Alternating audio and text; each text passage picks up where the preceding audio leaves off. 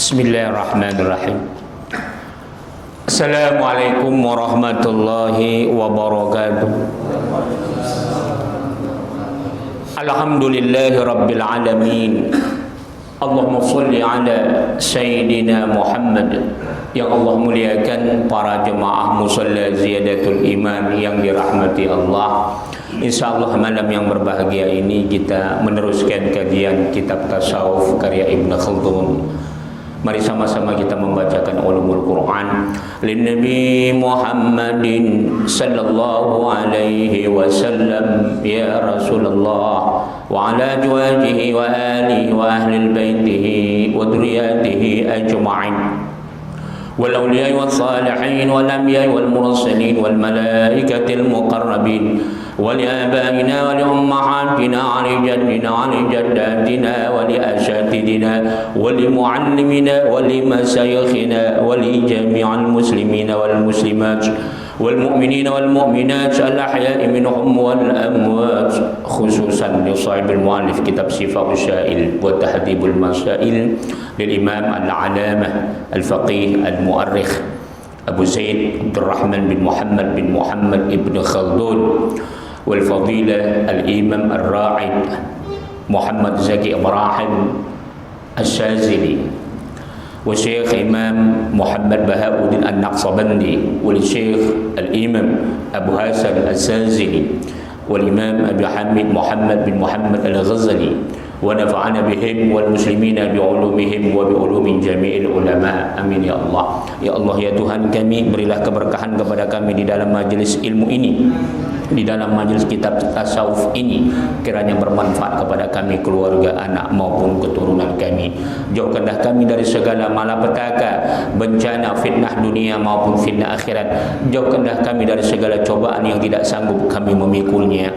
Jauhkanlah kami dari segala kemurkaan-Mu karena kebodohan dan ketidaktahuan kami. Ya Allah ya Tuhan, jauhkan kami, anak dan keluarga kami dari segala kemurkaan-Mu karena kebodohan dan ketidaktahuan kami. Jauhkanlah pula dari segala gangguan, tipu daya muslihat, baik yang datangnya daripada golongan jin maupun manusia. Ya Allah ya Tuhan, anugerahkan nikmat kepada kami, anak dan keturunan kami, menjadi imaman lil muttaqin, menjadi pemimpin bagi orang-orang yang bertakwa. Anugerahkan pula kesehatan, kemajuan dan kesuksesan segala amal usaha yang kami lakukan. Ya Allah, tak lupa pula berikan keberkahan kepada siapa saja orang-orang yang telah pernah berbuat baik kepada kami, khususnya mereka yang membantu dalam perjalanan dakwah kami ini. Ya Allah, mereka yang ikhlas, mereka yang istiqamah, ya Allah, tinggikan derajat mereka dunia maupun di akhirat. Bibarakati al-Fatihah. A'udzu billahi minasyaitonir rajim. Bismillahirrahmanirrahim. Alhamdulillahi rabbil alamin. Arrahmanir rahim. Maliki yaumiddin. Iyyaka na'budu wa iyyaka nasta'in. Ihdinas siratal mustaqim. Siratal ladzina an'amta 'alaihim ghairil maghdubi 'alaihim waladdallin. Amin. Alhamdulillah. Jadi yang lalu Ibn Khaldun kita masih menceritakan tentang al-kalam fi tahqiq thariqus sufiyah, berbicara tentang bagaimana hakikat tasawuf yang sangat luas kajiannya. Namun intinya adalah islahul qulub, bagaimana kita untuk membersihkan hati, yaitu etika akhlak. Jadi para ulama-ulama tasawuf, para wali-wali Allah itu seberapa luasnya, seberapa tingginya ilmu pengetahuan mereka tentang mengkaji ma'rif ilmu tasawuf ini. Apa inti yang akan mereka cari? Pertama, hakikat ma'rifah dan kebersihan tauhid. Itulah dia ahwal dan maqamat semua para wali Allah, orang-orang saleh, apapun dia. Mungkin hanya istilahnya yang berbeda. Ada orang yang malu pakai tasawuf karena sudah kudung menghina tasawuf adalah ajaran sesat. Dia pakai istilah-istilah lain. Tazkiyatun nafs. Padahal sebenarnya itu cabangnya. Tapi ketika mereka ingin mencoba, mau menyaingi atau mau menandingi tasawuf, nggak bisa. Mereka bikin karya baru gitu, bikin metodologi baru, nggak bisa, nggak sanggup. mustalahat, istilah-istilah yang akan mereka untuk menyelami bagaimana kandungan lubbul, akal dan hati manusia, roh, termasuk roh jiwa. Nggak sanggup, nggak didapat, nggak begitu luas. Jadi sama kayak orang mengkaji psikologi, psikoanalisis, ilmu nafs, ada ulum nafsir. Itu nggak semua orang bisa menelurkan teori-teori ilmu nafs, psikologi. Mayoritas negara-negara Islam kiblatnya masih pakai teori Eropa. Bahkan teori-teori yang dimana sudah keluar dari syariat, tapi ketika teori itu masih relevan, menyangkut tentang bagaimana hakikat manusia yang sesungguhnya, tetap dipakai. Kita katakanlah seperti Sigmund Freud. Padahal pakar psikoanalisis ini matinya pembunuh diri, hidupnya pun stres. Tapi teori-teori dia tentang ahlam, tentang dream, tentang mimpi, bagaimana teori dia tentang hakikat manusia, itu nggak bisa terbantahkan. Meskipun sebenarnya dia tidak bersandarkan kepada wahyu, meskipun salah. Contoh, dalam psikologi, teori psikologinya, hubungan seksual antara anak dengan orang tua itu nggak ada dianggap celah, tidak ada larangan.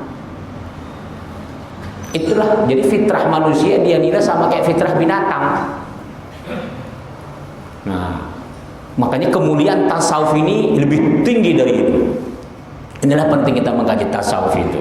Kita ingin membongkar rahasia roh, martabat roh yang terdapat di dalam jasad kita, akal kita dan hati kita, kemudian perilaku kita. Itu dari ahwal itu kan.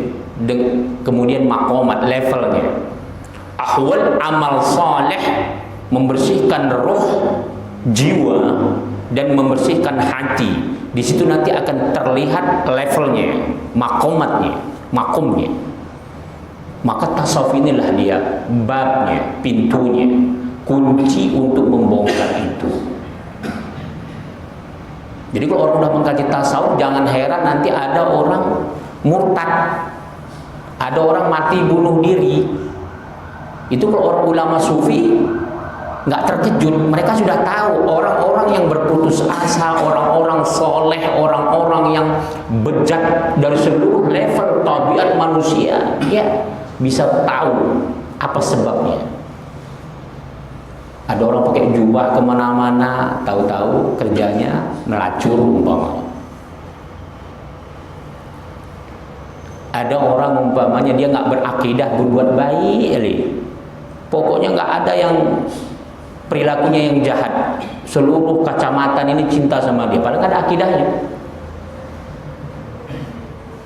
Sekarang ini kan banyak kata-kata mutiara di medsos. Itu semuanya mengunggulkan sebuah istilah hanya sebatas kata. Paham nggak? Hanya sebatas lisan. Tapi ketika dia unggah itu kata dan lisan, diri dia sendiri melanggar itu.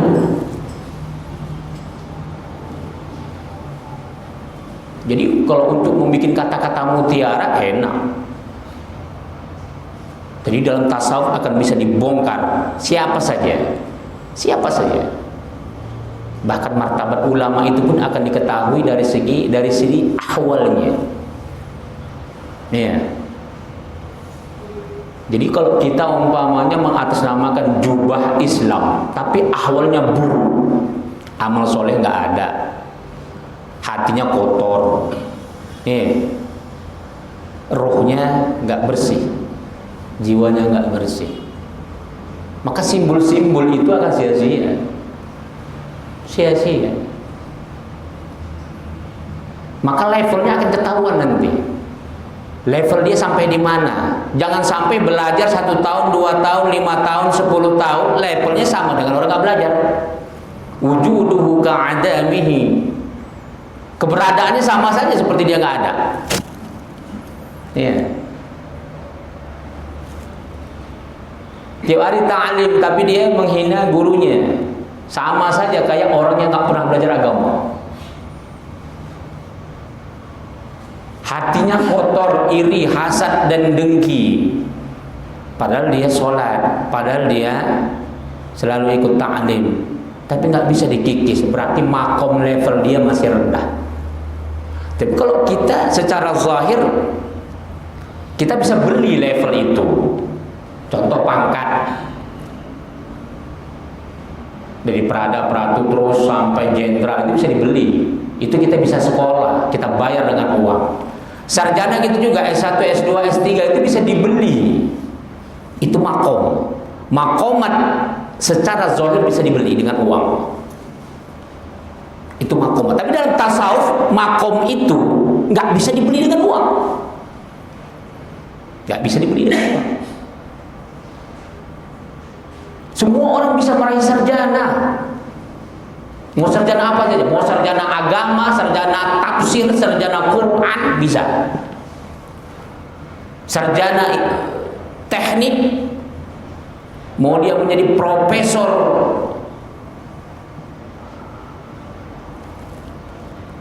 kimia dan sebagainya, itu bisa kita raih dengan materi, dengan kesungguhan. Maksudnya kesungguhan secara duniawi. Walaupun sebenarnya membersihkan hati ada kesungguhan, tapi karena dia tidak terlihat sehingga makomnya, levelnya itu nggak kita cari. Iya, kita kan nggak dapat pangkat kalau kita bersih hati kita ya. Ada nggak kalau bersih hati kita dapat pangkat kopral umpamanya? Oh ini bersihnya segini di kopral lah ini. Ini kalau dia hatinya bersih gini dapat pangkat maijen, dapat PNS golongan ini umpamanya. Seandainya kita dari kebersihan hati mendapat pangkat, wah ini akan banyak orang merebut itu. Makanya ormas kita, apa namanya, majelis ilmu kita itu memperjuangkan orang-orang yang makomnya itu kita lihat daripada ahwalnya. Sehingga cita-cita kita itu kepingin ya, ada ulama-ulama yang ikhlas itu kita korbankan waktu kita untuk menolongnya. Itu cita-cita kita.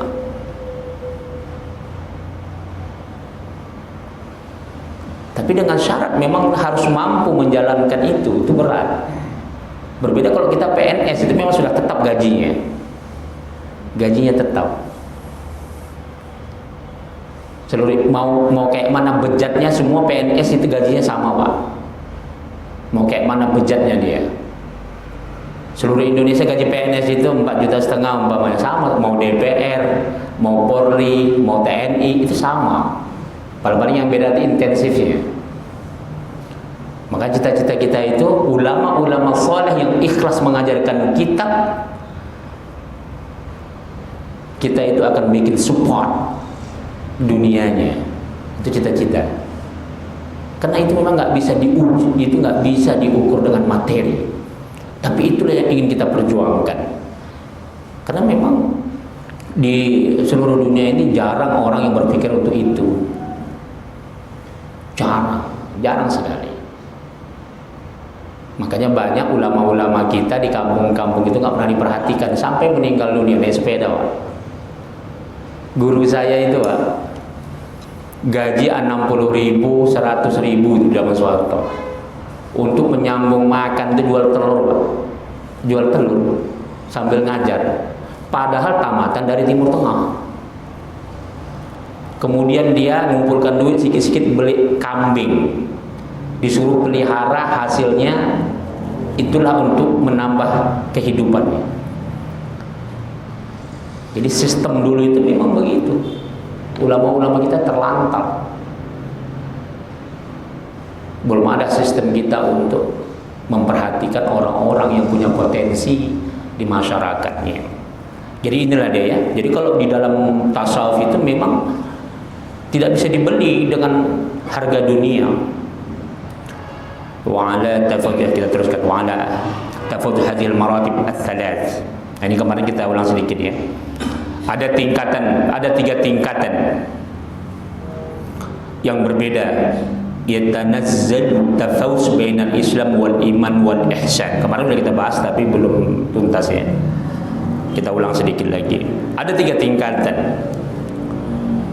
perbedaan daripada hakikat apa yang disebut dengan Islam, iman dan ihsan. Walaupun sebenarnya ya semua ihsan dengan iman itu bagian daripada Islam. Tapi kenapa bisa dibedakan? Karena memang banyak orang beragama Islam tapi imannya tak kuat, imannya tak benar, ihsannya pun begitu.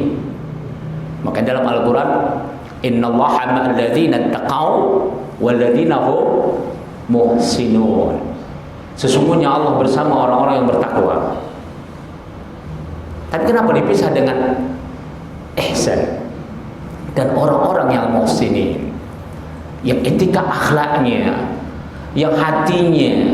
Jadi muhsin itu luas maknanya, ihsan itu. Tapi itulah hakikat daripada sumber ulama-ulama tasawuf mengambil tasawuf itu dari sifat ihsan itu. Orang yang suka memberi, orang yang suka memberi, bersedekah, itu disebut muhsin. Orang yang akhlaknya mulia, orang yang pemaaf, orang yang tidak pernah mau ikut campur dengan perihal orang. Keburukan orang nggak perlu dikumpul-kumpulnya di dalam hatinya, meskipun di depan matanya. Ya. Jadi barang siapa, kata Rasulullah, suka menjemunjikan aib saudaranya, nanti pada hari kiamat Allah akan sembunyikan aib kita. Tapi barang siapa yang suka membongkar aib saudaranya, nanti Allah telanjangi aib kita di akhirat. Tidak ya. Fit takalif kulliha.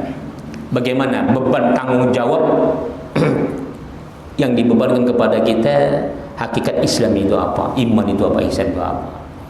Fa'in maqam al-Islam huwa al-amalu min haitsu zahiru fi qubulih. Jadi ya, kedudukan Islam itu ya, yaitu perbuatan secara zahir. Diterimanya wa suqutut takalfi bihi au fi raddih. Apakah diterima atau tertolak, atau terlepasnya seorang mukallaf, orang yang sudah wajib menjalankan syariat. Jadi tiga dia. Diterima, apakah dia terlepas dari tanggung jawab syariat, atau tertolak. Kalau diterima itu maksudnya Islam kita itu diterima apa? Syahadat kita. Asyhadu an la ilaha illallah. Tidak ada Tuhan, aku bersaksi ya Allah. Sesungguhnya aku bersaksi tidak ada Tuhan kecuali Allah. Wa asyhadu anna, dan aku sesungguh itu ditaukidnya. Sesungguhnya aku ya Allah bersaksi Nabi Muhammad adalah utusanmu ya Allah. Nah, berarti diterima lah itu kalau kita sudah yakin itu. Bagaimana sukutut taklif? Gila, atau dia murtad, atau dia tidak berakidah, maka sukutut taklif bihi, maka beban syariat nggak ada sama dia lagi. Kalau udah murtad atau dia bukan berakidah Islam, orangnya nggak berakidah Islam kan nggak disuruh dia sholat dia kan? Nggak ada beban kewajiban dia untuk melaksanakan salat, berzakat, puasa, nggak ada beban. Begitu juga orang gila atau anak-anak. Kemudian apa yang ketiga? Firaddihi, tertolak. Ah, ini bahaya ini kalau tertolak ini. Dia Islam, beriman, tapi tertolak syahadatnya. Kenapa? Sudah mengucap asyhadu an la ilaha illallah wa asyhadu anna Muhammadar Rasulullah, kedukun dia. Ah, nggak apa-apa lah Ustaz, capek aku berobat di rumah sakit gitu ya. Banyak ngeluarin duit dulu, sekarang kan ada BPJS ya kan. Sekarang ini udah ada BPJS pun kedukun juga orang. Ya kan? Jadi dia suka yang instan. Subhanallah. Itu dia ya. Jadi jangan sampai tertolak. Syariat itu bisa tertolak. Contoh sholat, wudhunya nggak benar, tertolak.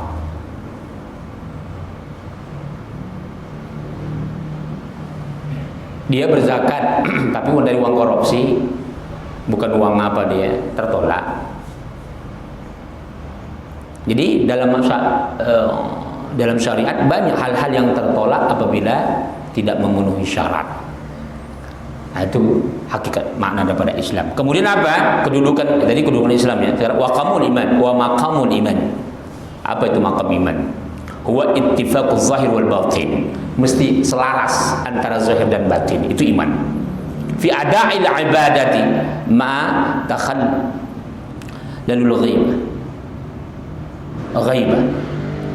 Wa fi hadha raja'un najah. Jadi harus selaras antara zahir dan batin ketika menunaikan suatu ibadah.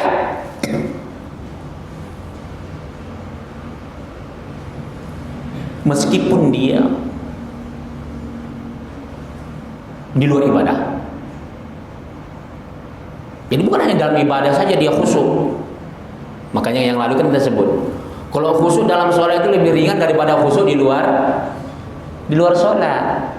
Kalau ketika sholat kita nggak pernah berpikir mencuri, menipu, berbohong, itu nggak pernah itu. Walaupun kita mungkin menghayal ke Ciracas, menghayal ingin makan lontong, menghayal stres dan sebagainya. Tapi sebatas segitu. Tapi kalau di luar sholat semuanya ada, berarti hati kita nggak khusyuk.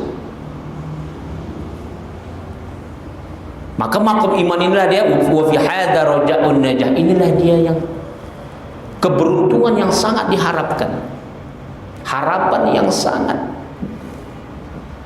baik itu. Makanya apa yang dikatakan iman? Tasdiqum bil qalb. Ada membenarkan dalam hatinya. Tasdiqum bil qalb wa iqrarun bil lisan. Harus diikrarkan dengan lisannya. Nggak bisa hanya sebatas aku senang sama dia katanya. Maksudnya aku nggak ada buruk sangka jahat sama dia. Tapi orang ngajak salam, assalamualaikum, dia menyanyi, nggak mau dia jawab. Mukanya murung aja, asal berpapasan lah. Padahal bertetangga ini. Mukanya buang muka. Berarti ini nggak beres imannya. Jadi tasdiqum bil qalbi wa iqrarun bil lisan wa amalun bil arkan. Jangan ngaku Islam, sholat pak, aduh sholat itu malas sekali ya bu. Itu udah tak benar imannya itu. Harus dipraktekkan dengan arkannya, perilakunya. Bapak orang Islam, iya. Ya, tadi ku tengok baru keluar dari rumah dukun tuh. Itu lain lah Ustaz katanya.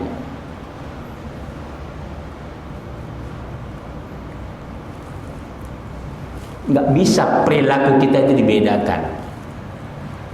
Jangan sampai KTP kita Islam tapi perilaku kita tak berakidah. Sama kayak orang nggak berakidah, sama saja. Ada nggak gitu? Orang nggak berakidah malah lebih baik dari dia. Tetangganya nggak berakidah, menggosip aja dia. Sampai bingung yang nggak berakidah itu. Ustaz katanya, kenapa? Itu orang Islam Ustaz. Tapi asik menggosip saja. Semua aib saudaranya diceritakan sama saya katanya. Allah. Ada nggak gitu? Tetangganya tak berakidah Pak. Diceritakan di semua. Itulah dia nggak sadar sudah, lupa dia. Mana adab-adab terhadap tetangga itu. Habis semua aib saudaranya. Seiman dibongkarnya semua.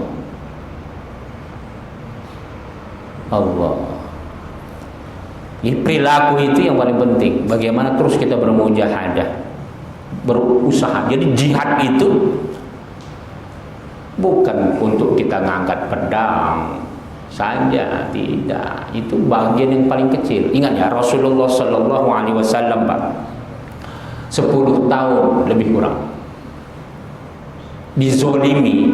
Rasulullah nggak pernah mengatakan jihad.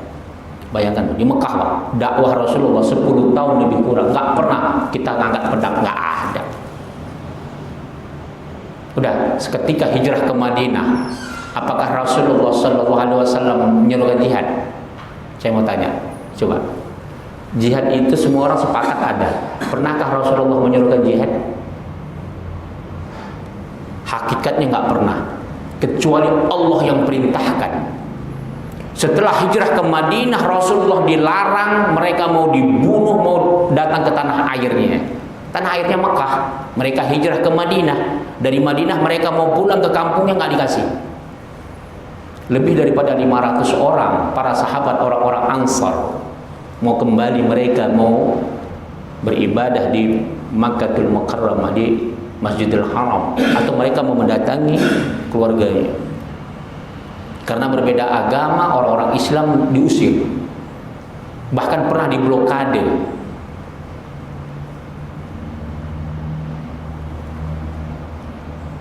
Bahkan pernah dijatuhi sanksi embargo, sampai umat Islam itu Pak makan daun Pak, saking laparnya.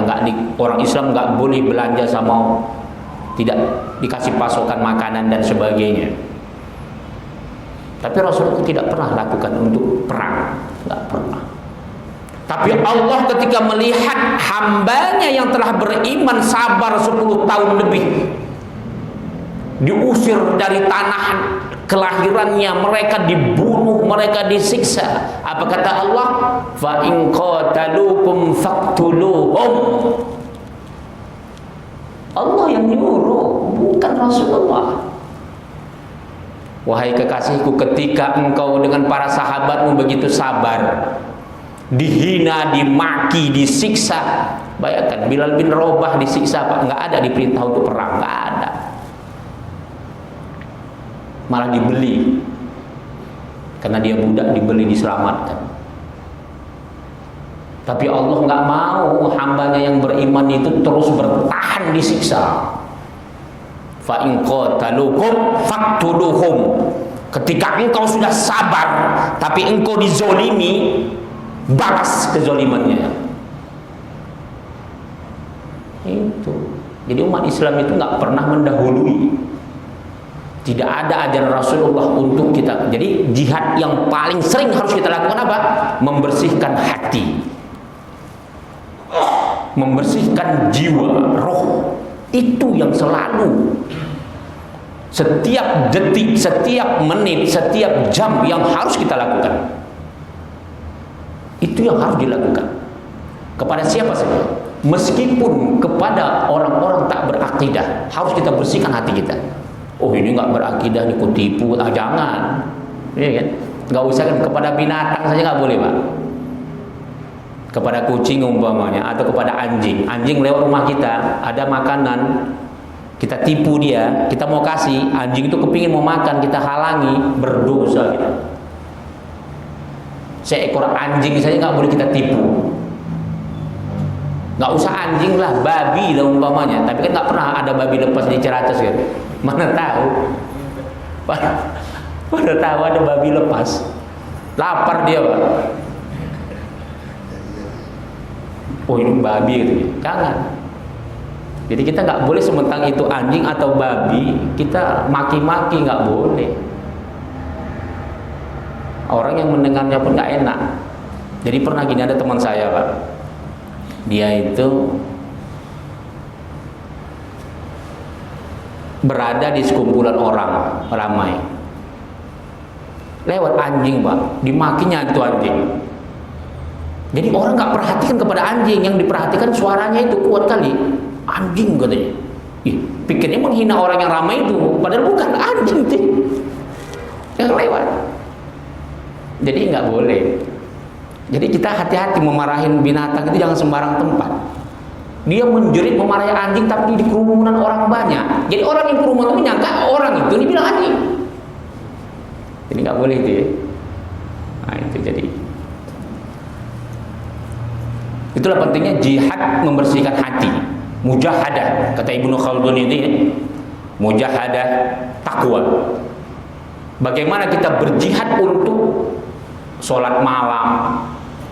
Jadi kalau udah bicara takwa itu, maka hal-hal yang sunnah lah yang diutamakan, bukan yang wajib. Kalau yang wajib itu sudah Jangan sampai ada istilah istiqomah, karena dia wajib.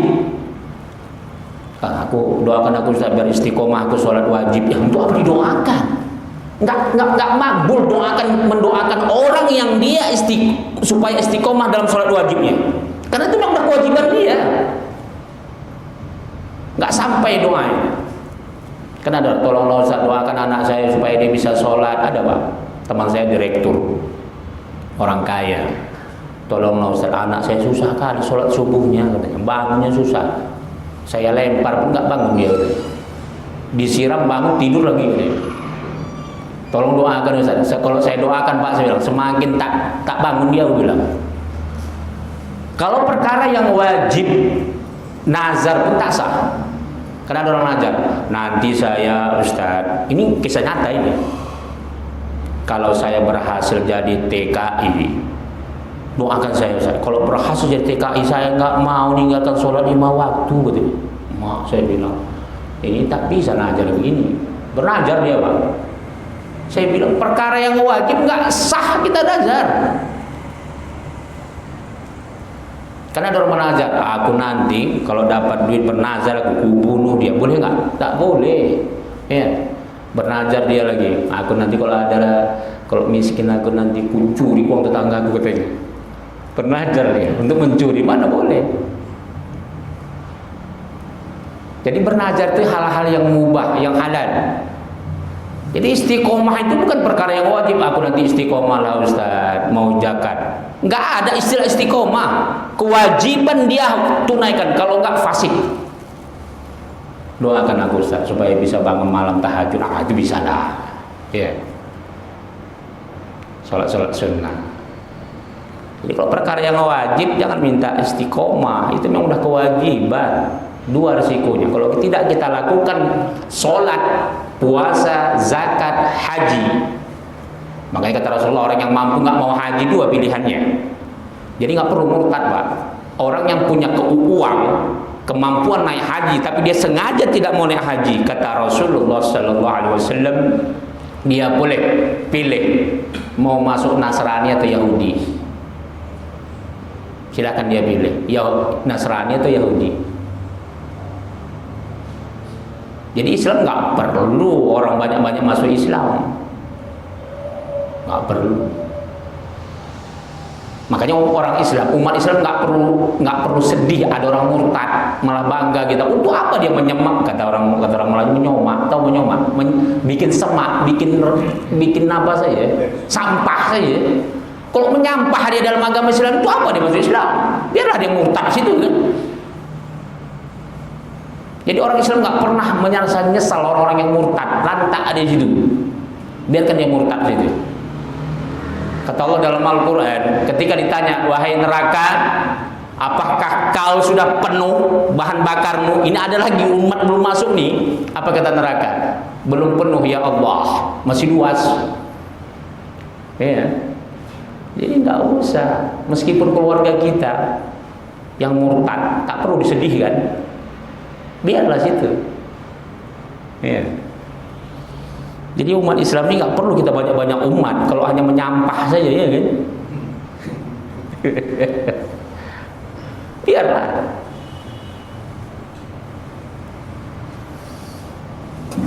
Wallahu taala alam bisawab. Silakan kalau ada pertanyaan. Ini Ihsan belum kita, sebenarnya sudah kita angkat kemarin Ihsan.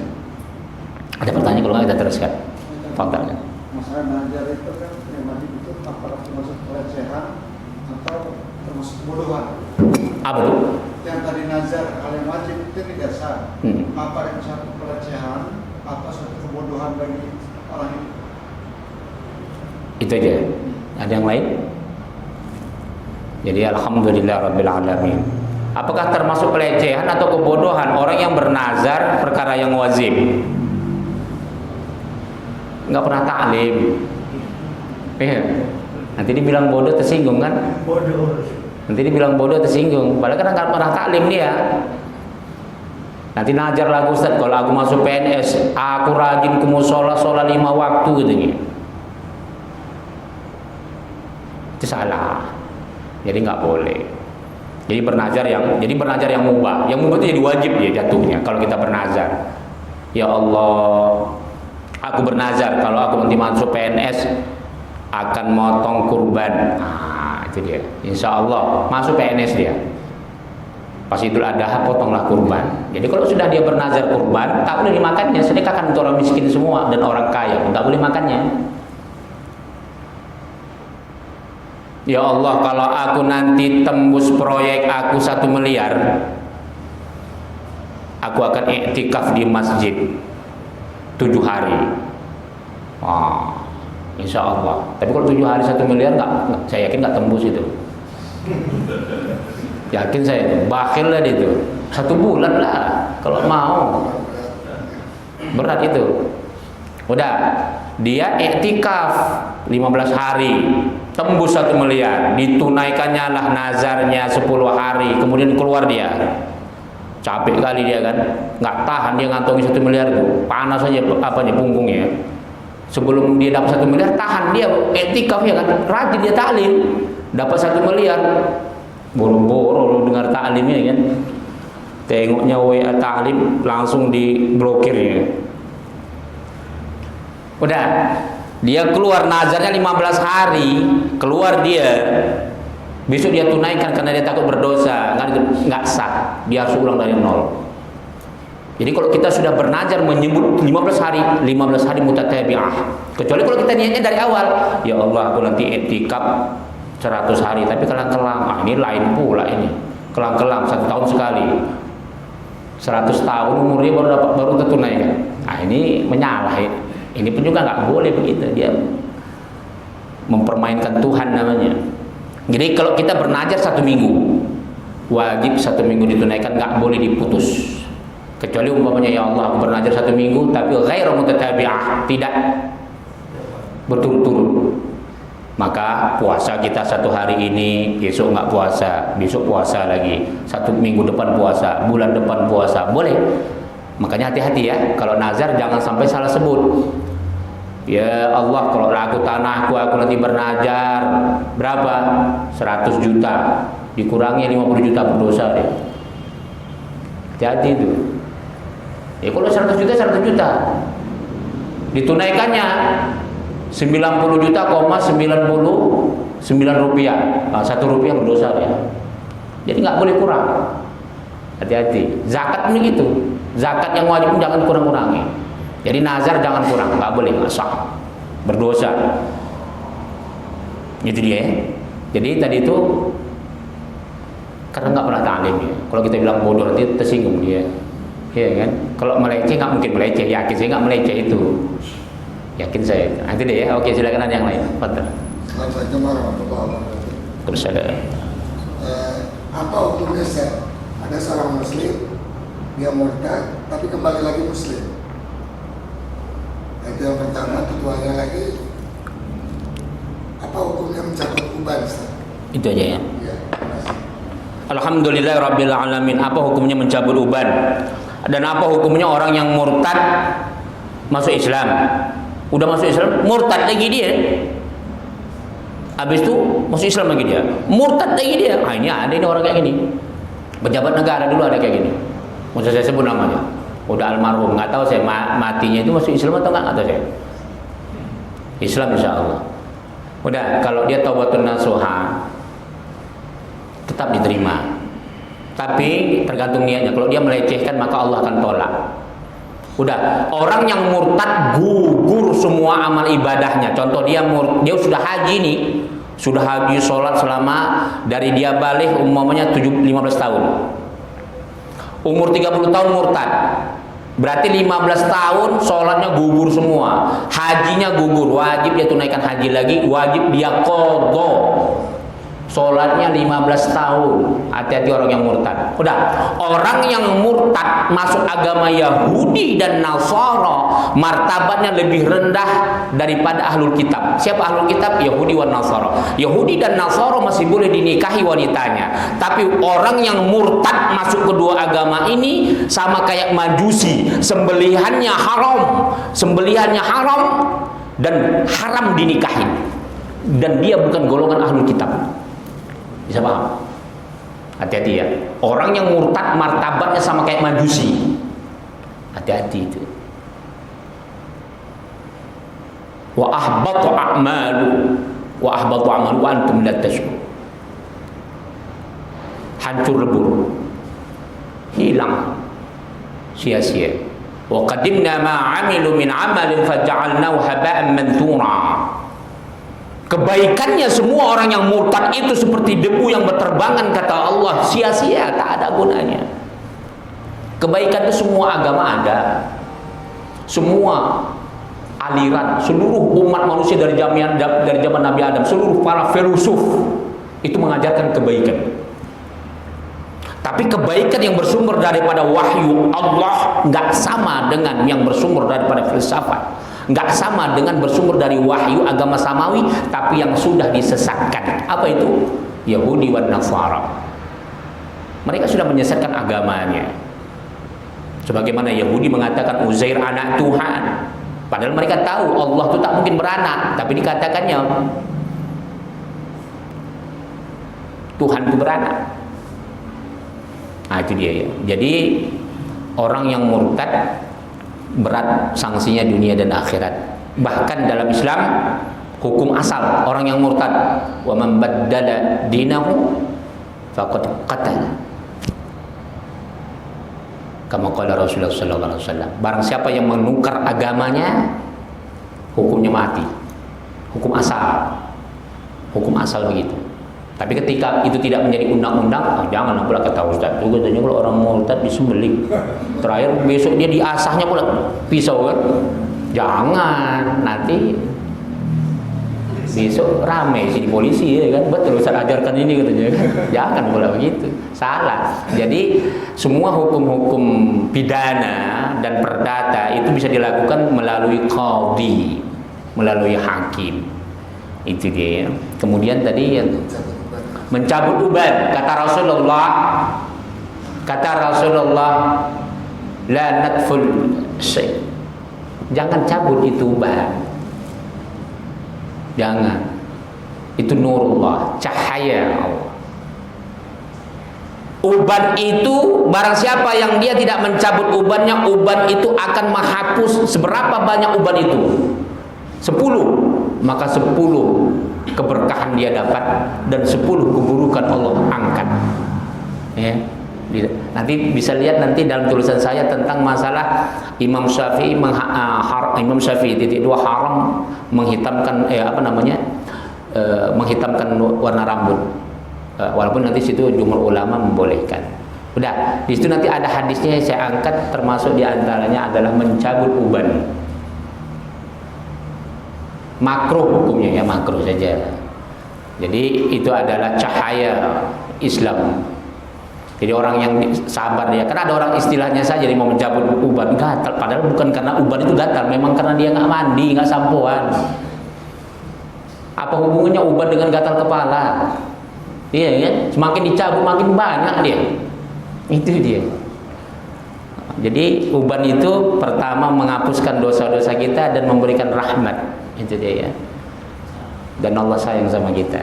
Wallahu taala alam bisawab. Silakan ada yang lain. Fadhal. Salam. Mengenai itu tadi kita bilang samawi, agama samawi.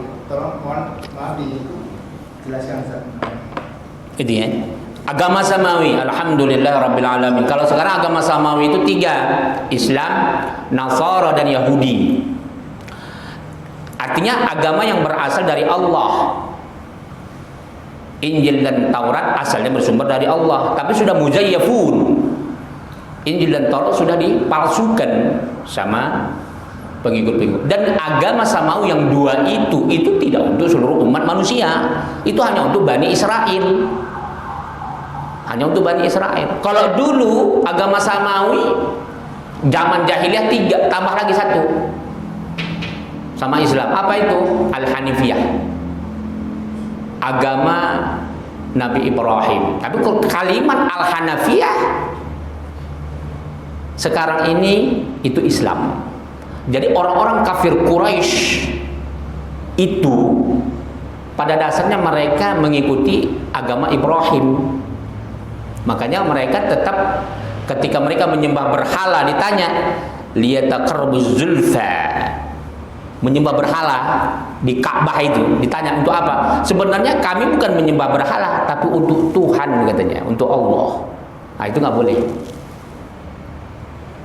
Musyrik Mekah, musyrik. Jadi, tapi kalau sekarang Samawi cuma 3. Kalau dulu 4 ya, sama Nabi Ibrahim. Sekarang udah nggak ada agama Ibrahim, itu sudah tidak ada. Jadi Nasara, Yahudi dan Islam. Tapi yang duanya sudah muzayyaf, sudah dipalsukan dan memang tidak berlaku lagi. Seandainya pun tidak dipalsukan, tetap sudah gugur sejak lahirnya Rasulullah Shallallahu Alaihi Wasallam, khatamun nabiin. Karena Al-Quran ini penyempurna. Jadi khatamun nabiyyin, nabi khatam, nabi yang terakhir penutup dari seluruh nabi dan rasul adalah Rasulullah sallallahu alaihi wasallam. Walaysa an-nabi ba'dahu. Tidak ada nabi, enggak usahkan rasul. Nabi saja pun tidak ada setelah Rasulullah sallallahu alaihi wasallam, apalagi rasul. Iya, ini enggak ngaku rasul ya Eden. Ada juga dari Medan ngaku rasul Simatupang. Waduh, kacau kita. Ada rasul Simangunsong. Ada Rasul Paijo, nggak tahu siapa namanya, lupa saya di Jawa Tengah itu ada itu. Wah ya, itulah baca Qurannya nggak biar ngaku Rasul gitu ya. Nah, itu. Dari hidungnya saja udah tak cocok. Orang Arab yang hidung mancung saya nggak berani ngaku Rasul ya kan. Awak dari Wonosobo ngaku Rasul. Allah, orang Arab yang sudah mancung tinggi besar saja nggak berani ngaku Rasul. Ini dari Wonosobo makan gaplek, makan apa namanya? Makan tiwul, ngaku Rasul. Kenapa? Itu tadi asik banyak berdukun. Jadi kalau sudah banyak berdukun, mimpinya pun udahlah kayak tinampi itulah mimpinya kan. Datang orang pakai jubah berserban, katanya malaikat. Datang orang dalam mimpinya pakai serban, ngaku Rasul. Oh itu Rasul katanya. Allah la ilaha illallah. Itu dia ya. Jadi itu aja. Silakan Ani, Fadhil. Assalamualaikum warahmatullahi Salam. Sebenarnya kemusyrikan yang kadang kita tidak sadari itu seperti apa kan Ustaz? Ya mungkin yang akibat kebodohan kita yang kadang kita tidak sadari bahwa itu adalah suatu kemusyrikan gitu. Ya sebagai orang awam kita untuk menjaga hal tersebut terjadi gitu. Ya. Yang sangat tipis kemusyrikan itu apa? Riya. Makanya syirkul asghar, syirik yang paling kecil itu adalah riya. Jadi kalau pada hakikat riya itu kan berarti kalau dia beribadah bukan karena Allah. Itu syirik yang paling kecil itu dia. Jadi kalau dalam kitab Muwatta disebut apa yang bisa meruntuhkan akidah?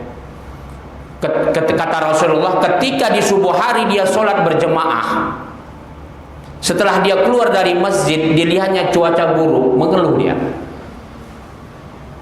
Hujan mulu nih. Udah, itu merusak akidah. Itu merusak akidah. Itu tanpa kita sadari tuh. Kan banyak kan ibu-ibu empok-empok jual lontong, jual pecel segala macam ya kan. Udah capek dia siapkan pinggir jalan, hujan Pak. Hujan mulu katanya. Padahal hujan itu dari Allah. Rezeki dia pun Allah yang kasih. Apalagi tukang es Pak. Siap. Makanya saya selalu menyabarkan tukang es. Saya bilang hujan jangan berkeluh, saya bilang. Kenapa? Saya dulu sebelum sakit ya, saya itu selalu beli es musim hujan. Saya bilang kalau di Malaysia Pak, saya bilang sama tukang es ini supaya dia sabar gitu kan. Saya bilang kalau di Malaysia itu es itu bukan mesti siang, dari subuh itu sudah budaya. Mereka itu pasti beli TOS, beli kopi up susu itu biasa dari subuh, mau hujan mau panas tetap es itu dari subuh sudah ada. Jadi kita di Indonesia yang kurang budaya. Jadi Bapak sabar aja, saya hujan tuh cari es saya bilang. Jadi jangan ngeluh ya. Nah itu dia. Jadi itu syirik, itu yang harus dijaga. Udah tanpa disadari lagi. Apa yang bisa menyebabkan kita syirik? Kita itu nanya ramalan. Ini bulan apa ini? Ramalan saya bagaimana? Jadi orang suka menanya ramalan. Iya. Apalagi tanpa disadari. Nyari nomor togel. Iya. Ini mereng jubah Ustadz nih katanya. Kayaknya ini angka 6 ini.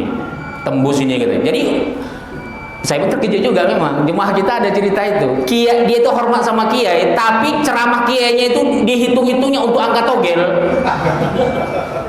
Ini ada saksinya sini. Ada saksinya sini. Jadi dia hormat sama kiai, dikawalnya itu kiai. Tapi disimaknya ceramah kiai, bukan diamalkannya yang diperintahkan, yang dilarangnya. Udah, dihitungnya dengan angka. Oh, ini kiai ini ngomong begini, surah Al-Baqarah, surat nomor 2, berarti angka 2 keluar togel. Hormat dengan kiai tapi ditogelkannya. Lah, nanti ditogelkan malaikat, nanti dia tengok orang. Hati-hati itu. Wallahu ta'ala alam bisawab. Bi barakati al-Fatihah. A'udzubillahi minasyaitonir rajim. Bismillahirrahmanirrahim. Alhamdulillahirabbil arrahmanirrahim. Maliki. Iyyaka na'budu wa iyyaka nasta'in. Shiratal ladzina an'amta 'alaihim ghairil maghdubi 'alaihim. A'udzu syaitonir rajim. Bismillahirrahmanirrahim. Allahumma ij'al hadzal majlis barakatan wa mubarakah wa ba'id 'alaina fitnatan minad dunya wal akhirah. Walhamdulillahi rabbil alamin. Assalamualaikum warahmatullahi wabarakatuh.